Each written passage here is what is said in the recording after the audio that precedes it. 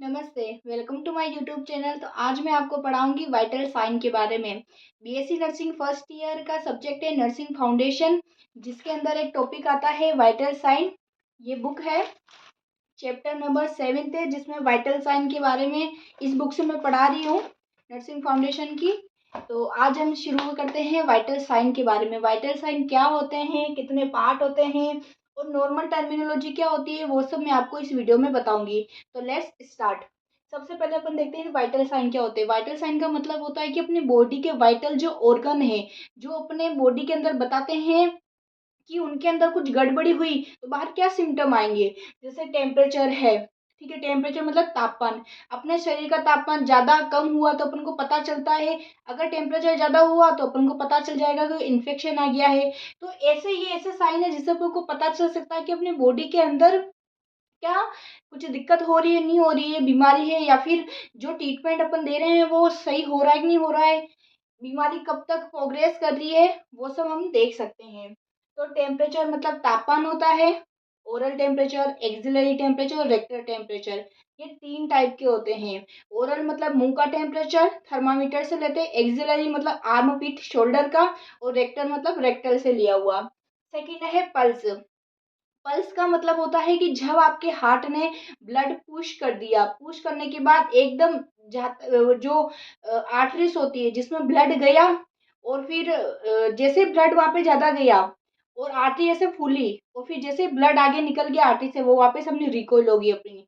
तो वो एकदम आना और एकदम नीचे जाना आर्टरी का ब्लड की वजह से, वो कहलाती है पल्स। नॉर्मल पल्स जो होती है वो 72 होती है अडल्ट के अंदर। और रेस्पिरेशन रेट मतलब अपन जो सांस ले रहे हैं वो 1 मिनट में कितनी ले रहे हैं, कम ले रहे हैं, ज्यादा ले रहे हैं। जैसे कोई अस्थमा वाला पेशेंट होता है ना, जिसको सांस लेने में तकलीफ होती है, जिसमें अपन रेस्पिरेटरी रेट काउंट करते हैं कि वो कहीं कम तो नहीं जा रहा है, ज्यादा तो नहीं आ रही है। इसलिए नॉर्मल रेस्पिरेटरी रेट होती है 16 से 20। ठीक है। नेक्स्ट है चौथा BP, blood pressure. Blood pressure का मतलब है आपका जो हार्ट है जिसने पुश कर दिया ब्लड, अब ब्लड द्वारा लगाया गया प्रेशर आर्टरीज पे। आर्टरी को हिंदी में बोलते हैं शिराएं। जैसे कोई आर्टरी है जिसमें ब्लड जा रहा है, और फिर वो ब्लड उसकी दीवारों पर कितना तो फोर्स लगा रहा है, उसको बोलते हैं ब्लड का प्रेशर। नाम में आ रहा है गाइस, ब्लड का प्रेशर। एक जो खून है वो कितना प्रेशर लगा रहा है आर्टरी की शिराओं की दीवारों पर, उसको बोलते हैं ब्लड प्रेशर। जैसे जैसे एजिंग होती है वैसे वैसे ब्लड प्रेशर हाई होता है, लेकिन जैसे जैसे एज बढ़ती है बाकी सारे पैरामीटर कम होते हैं। ये थोड़ा सा है। अब अपन नॉर्मल टर्मिनोलॉजी पढ़ लेते हैं वाइटल साइन के अंदर घुसने से पहले। तो नॉर्मल टर्मिनोलॉजी में पहला है एपिकल पल्स। एपिकल पल्स क्या होती है guys? An apical pulse is a center pulse that is located at the apex of the heart. मैं आपको साथ में हिंदी भी बताऊंगी। An apical pulse is a central pulse, मतलब एपिकल पल्स जो है अपनी ह्यूमन बॉडी की सेंट्रल पल्स है। सेंट्रल पल्स का मतलब होता है अपने पूरे शरीर के बीचों बीच में होती है। ठीक है। Central pulse that is located, वह जो लोकेटेड होती है, स्थित होती है at the apex of the heart, मतलब हार्ट के एपेक्स पे। अब आप पूछोगे कि गाइस हार्ट का एपेक्स क्या होता है? तो देखिए, ये मान लो, तो ये गाइस हार्ट है। वैसा वाला हार्ट अभी नहीं बना सकते, नॉर्मल आपको सीखने के लिए बता रही हूँ। ये हार्ट है। हार्ट का जो नीचे वाला पार्ट होता है इसको बोलते हैं अपन एपेक्स। तो ये इसी एपेक्स की बात कर रहा है। जो बच्चों के अंदर कॉमनली अपन इसी एपिकल पल्स को देखते हैं, जो 120 से 160 होती है। तो एपिकल पल्स अपन देखते हैं, एपिकल पल्स सेंट्रल पल्स होती है। तो गाइस समझ में आया एपिकल पल्स। नेक्स्ट है pulse pressure, the difference between diastolic and systolic BP. मतलब अपन किसी के बीपी ली, सिस्टोलिक कितना आया और डायस्टोलिक बीपी कितना आया। अपन नॉर्मल बीपी जानते हैं कि 120 और 80 होती है। तो 120 और 80 के अंदर का कितना डिफरेंस है? 40। तो ये हुआ पल्स प्रेशर। ठीक है। अगर किसी की भी सिस्टोलिक अलग आ सकता है, डायस्टोलिक अलग आ सकता है, ये फिक्स नहीं है पैरामीटर, कुछ भी आए। जैसे सिस्टोलिक 150 आ गया और डायस्टोलिक 50 आ गया, तो फिर इनके बीच में कितना, ये जितना भी डिफरेंस हो ना वो कहलाएंगे पल्स प्रेशर। समझ में आ गया? नेक्स्ट है पल्स डिफेक्ट। पल्स डिफेक्ट का मतलब होता है any difference in apical and radial pulse rate is called pulse defect.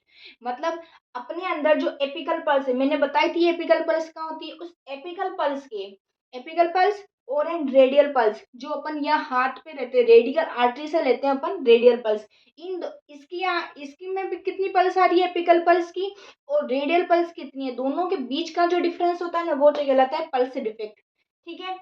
Pulse pressure का मतलब सिर्फ रेडियल आर्टरी या ब्रेकियल आर्टरी में जो बीपी लेते हैं उसकी सिस्टोलिक और डायस्टोलिक, दोनों बीपी के सिस्टोलिक डायस्टोलिक के बीच का अंतर, ये कहलाता है पल्स प्रेशर। लेकिन एपिकल और रेडियल पल्स आर्टरी के पल्स के बीच का डिफरेंस ये कहलाता है पल्स डिफेक्ट। ठीक है। तो नेक्स्ट हम पढ़ेंगे ब्रेडिकार्डिया। ठीक है। तो कार्डिया आ रहा है मतलब हार्ट से रिलेटेड है, अगर कभी भी किसी शब्द के पीछे कार्डिया आ जाए, ब्रेडी का मतलब होता है कम, कार्डिया का मतलब पल्स। ठीक है, हार्ट की पल्स। अगर हार्ट रेट HR मतलब हार्ट रेट अगर 60 से कम है तो उसको ब्रेडिकार्डिया बोलेंगे। टेकीकार्डिया, हमेशा किसी भी वर्ड के पीछे ब्रेडी आगे, अगर ब्रेडी लगे तो कम, टेकी लगे तो ज्यादा। तो ब्रेडिकार्डिया मतलब हार्ट रेट 60 से कम, नॉर्मल कितनी होती है 72 या 80, तो टेकिकार्डिया मतलब 100 से ज्यादा हार्ट रेट। अब डिसरिदमिया, ए पल्स विद इरेगुलर रिदम, जिसकी रिदम इरेगुलर है, मतलब कभी पल्स रेट 72 आ रही है, कभी 80 आ रही है, कभी 90 आ रही है, तो ये अगर इरेगुलर पल्स आ रही है तो उसको डिसरिदमिया बोलते हैं। अगर किसी भी शब्द आगे डिस आ गया मतलब वो गड़बड़ा, एबनॉर्मल कुल मिला के। ठीक है।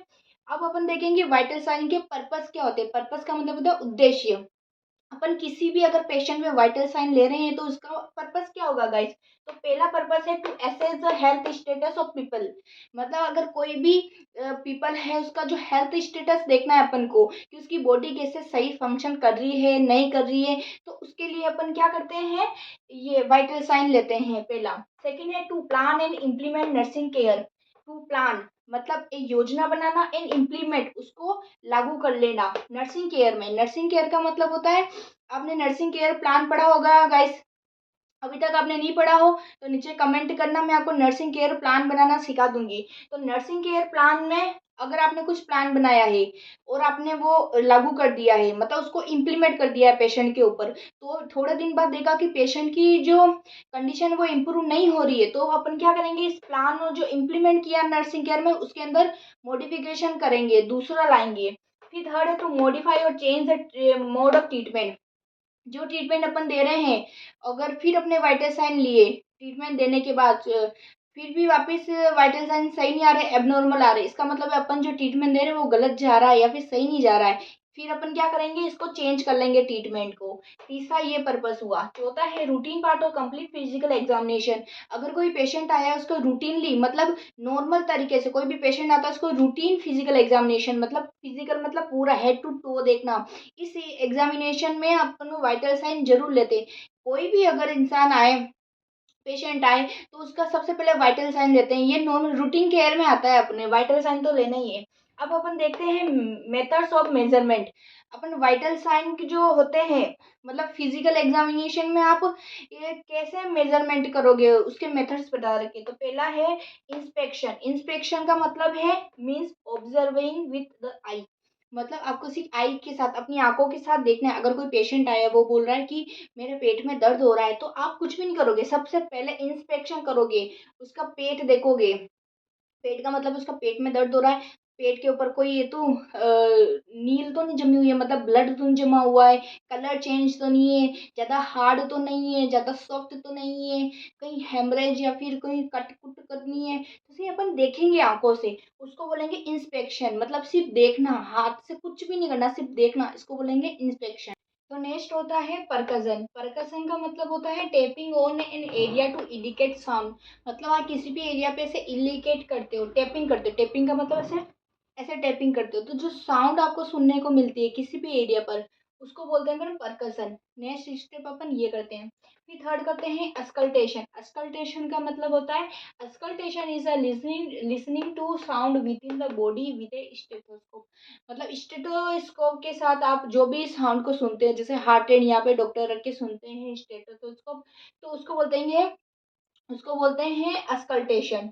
फिर फोर्थ है पाल्पेशन। पाल्पेशन का मतलब पाल्पेट करना।